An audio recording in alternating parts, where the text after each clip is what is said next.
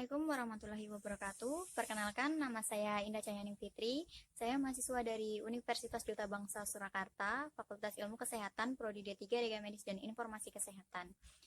Di sini saya ingin menjelaskan sedikit materi mengenai sistem reproduksi pada wanita untuk memenuhi tugas mata kuliah anatomi, fisiologi dan patofisiologi sistem genitourinari dan reproduksi dengan dosen pengampu Ibu Lisdia Dewi Arini MSI.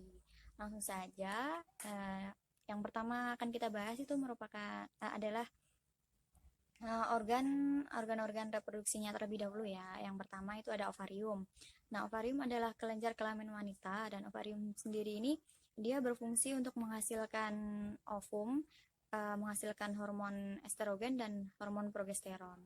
Dan selanjutnya itu ada tuba falopi. Tuba falopi di sini tuba falopi berbentuk saluran dan diawali dengan struktur berbentuk seperti corong yang berjari. Selanjutnya ada uterus, atau orang biasanya menyebutnya sebagai rahim. Dan rahim di sini dia fungsinya adalah untuk tempat pelekatan dan berkembangnya janin menjadi bayi. Selanjutnya ada serviks atau biasa disebut leher rahim. Leher rahim merupakan bagian bawah dari uterus yang berhubungan dengan vagina. Sedangkan vagina sendiri merupakan alat kopulasi perempuan atau biasa disebut sebagai saluran kelahiran bayi. Yang keenam ada vulva. Vulva merupakan bagian ujung vagina yang menghadap keluar. Vulva sendiri di sini dia terdiri dari 3 bagian. Yang pertama ada labium minora. Labium minora di sini dia bagian yang tidak berlemak, dan yang kedua ada labium mayora. Mayora di sini dia bagian yang berlemak, dan yang terakhir itu ada klitoris. Nah, klitoris sendiri merupakan tonjolan kecil pada labia minora yang mengandung ujung syaraf-syaraf perasa dan juga pembuluh darah.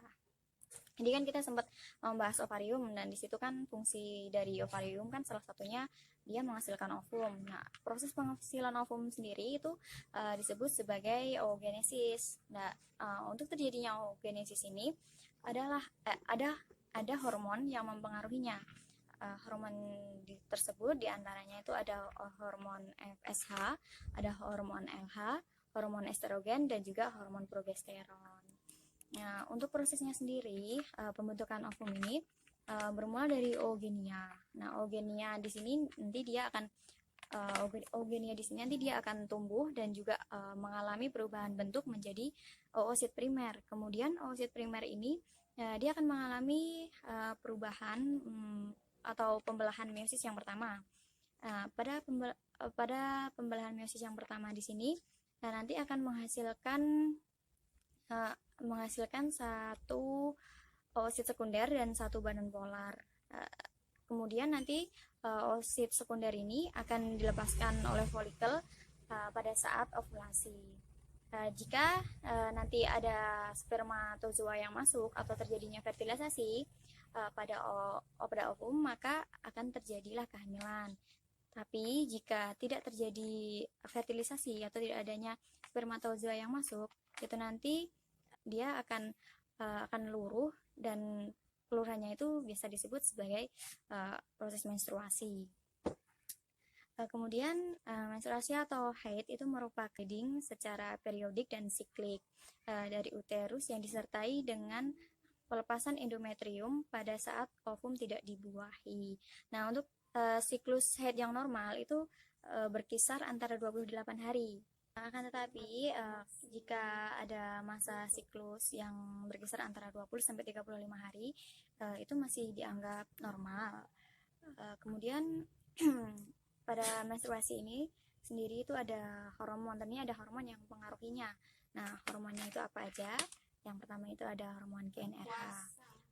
Hormon GnRH ini dikeluarkan oleh hipotalamus yang kemudian memacu hipofisis anterior untuk mengeluarkan hormon FSH.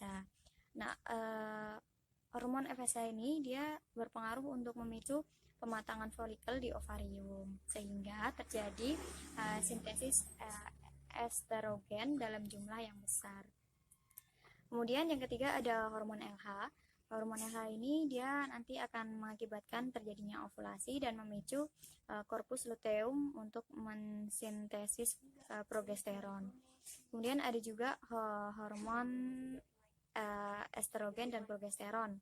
Nah, di sini dia itu berfungsi untuk memberikan tanda kepada hipofisis untuk mengeluarkan hormon LH. Selanjutnya mengenai fase menstruasi. Fase menstruasi sendiri itu dibagi menjadi 4 fase. Yang pertama ada fase folikel.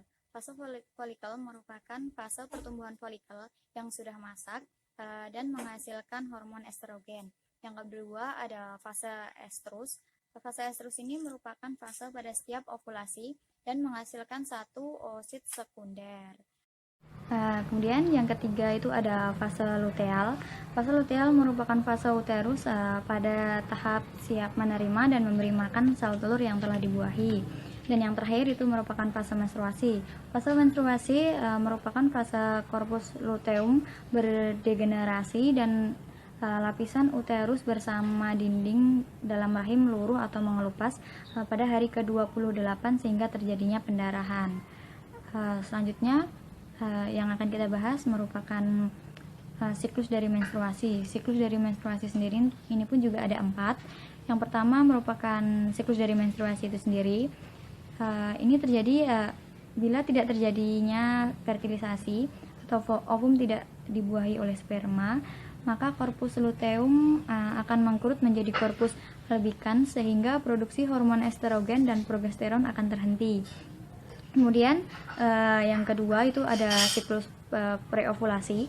Pada fase akhir menstruasi ini hipotalamus mengeluarkan hormon gonadotropin yang merangsang hipofisis mengeluarkan FSH. FSH di sini dia akan merangsang pembentukan folikel primer di dalam ovarium yang mengelilingi oosit primer. Dan keduanya akan tumbuh sampai hari ke-14 dari hari pertama menstruasi. Saat itu folikel akan matang atau disebut dengan folikel de Graaff dan oosit sekunder ada di dalamnya. Kemudian yang ketiga adalah fase ovulasi. Fase ovulasi ini pada umumnya pada hari ke-14 terjadi perubahan produksi hormon. Adanya peningkatan kadar estrogen selama praovulasi menimbulkan reaksi umpan balik negatif, yaitu penghambatan pelepasan FSH dari hipofisis. Karena FSH berkurang, maka hipofisis berganti mengeluarkan LH. Tugas dari LH di sini dia akan merangsang pelepasan oosit sekunder dari folikel de Graaff siap untuk dibuahi oleh sperma. Dan siklus yang terakhir itu merupakan siklus post ovulasi. Pada siklus ini nanti ada folikel de Graaff yang ditinggalkan oleh oosit sekunder akan mengkerut dan berubah menjadi korpus luteum. Sehingga nanti korpus luteum tetap memproduksi estrogen dan progesteron. Keduanya bekerja menebalkan endometrium. Juga merangsang sekresi lendir pada vagina dan pertumbuhan kelenjar susu pada payudara.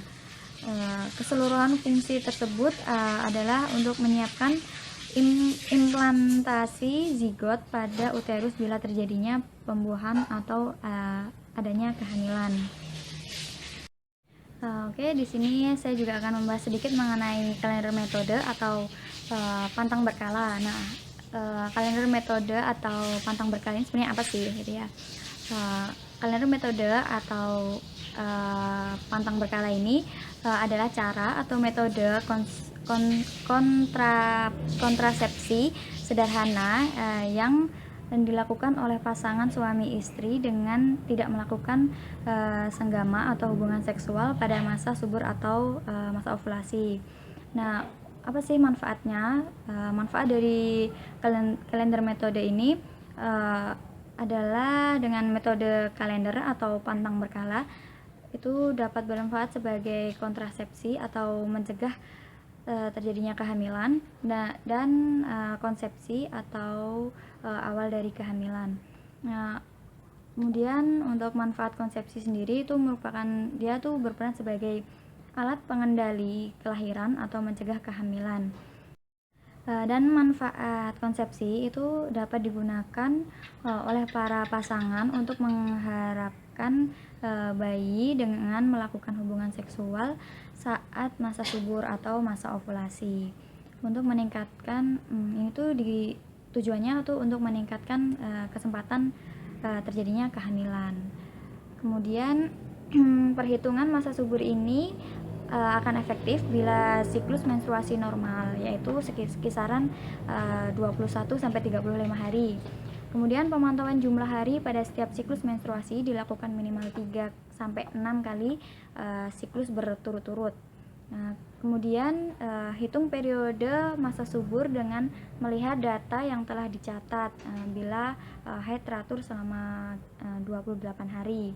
Pada hari pertama dalam siklus haid itu dihitung sebagai hari ke-1 dan masa subur adalah hari ke-14 hingga hari ke-16 dalam siklus haid. Mungkin sekian yang dapat saya sampaikan. Terima kasih karena telah menyaksikan. Jangan lupa untuk di like, kemudian di share, dan juga jangan lupa subscribe. Sekian dari saya. Sampai jumpa.